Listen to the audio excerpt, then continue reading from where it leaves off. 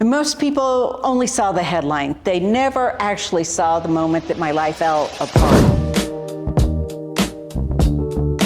I'm going to read a little bit from my book to tell you what that looked like. After a solid month of inpatient treatment, my time there was over. I reached out to a friend from a ride home, but by no means was I home free from the hellish nightmare that I set off. I didn't have a job, no income. I had no idea how I was going to make my house payment. I had a little bit of money in savings, but that wouldn't last. My car had been seized, my driver's license suspended. One-time friends and coworkers were nowhere to be found, and neighbors hesitated to make eye contact with me. It wouldn't be long before sheriff's deputies would come knocking with foreclosure papers, notifying me of the date that I would be kicked out of my own home. Whew. Well, that's hard to share publicly, isn't it? Your worst moments. The reason that I included that in the book is because I wanted everyone who reads it to know how far you can fall and still pick yourself back up afterwards, because literally losing everything for me and hitting rock bottom was the awakening that I needed. That was the wake-up call I needed. And I talk about the book, everything that's embarrassing and shameful that happens to all of us whenever we're deep in the throes of alcoholism or addiction. You know, we don't spend our money wisely. We make bad decisions. I was losing my home. I didn't have income. Nobody would hire me because I was damaged goods. That's why I put all of this in the book. I don't gloss over anything. I show you all of the ugly details because I want you to see yourself in it, because I know what it's like to walk through the fire. And I know what we do when we're going through those flames, right? I remember some of it, not all of it, because I was a blackout drinker. But hey, I put all of those details into the book in an organized way so that you perhaps might see yourself in my struggle, my surrender, you have to surrender, and my strength. So, you know, if you're looking for a gift to buy your loved ones or friends, why not go out, buy a book? Standby is available anywhere books are sold. You know, Amazon, Barnes & Noble, Kindle. So go get one. You know, it was about this time many years ago, but during the holidays, there was a knock at my door, and I was afraid to answer my door because I thought I might know who would be at that door. And when I did open the door, guess what? It was a deputy, and he had some papers in his hands. And you know what those papers were? Foreclosure papers. I was being kicked out of the home that I owned, the home that I worked so hard to get and that I was proud to live in. But you know what? When we are deep in the throes of addiction and we make every bad decision that there is, and of course, I'd been fired after getting 2 DUIs, very publicly fired. You know, I took those papers in my hand and I couldn't even look the deputy in the eye. I couldn't do it. He was very nice and he said, "I'm sorry this is happening to you. Good luck." And he shut the door and he went on his way, and I shut the door and fell apart because I didn't know what I was going to do. My family members had abandoned me pretty much because they had a hard time understanding that alcoholism is a disease. You know by now that I'd been fired and I was losing everything else. I'd lost my driver's license. The state seized my car and auctioned it, and so I didn't have a car anymore. I had my 2 feet and my brain. And I had to sit down and think, what now? I've got 30 days until I'm going to be kicked out of my home. Where do I go? What do I do? I'm telling you, I started looking at bridges, frankly. And this is in Minnesota in the dead of winter. Nobody wants to be outside then, and especially live outside. But that's where I was. That's how bad things got. I had no idea where I was going. And if it weren't for a friend, an acquaintance is probably a better way to say it, who gave me a lifeline and said, you can stay in the basement of my home for a couple of months until you can get back on your feet. Otherwise, I would have been living under a bridge for sure. Anyway, that's what addiction can look like, right? And that kind of speaks to the cover of the book. That's what addiction looks like. That's what destruction looks like. And this is what rediscovering yourself looks like. But that was really hard. I mean, I didn't want anyone to know about it. How do you prevent the deputy from walking up to your door in his uniform? Your neighbors see that. And I even had people reach out to me who'd been tipped off that my home was being foreclosed because they wanted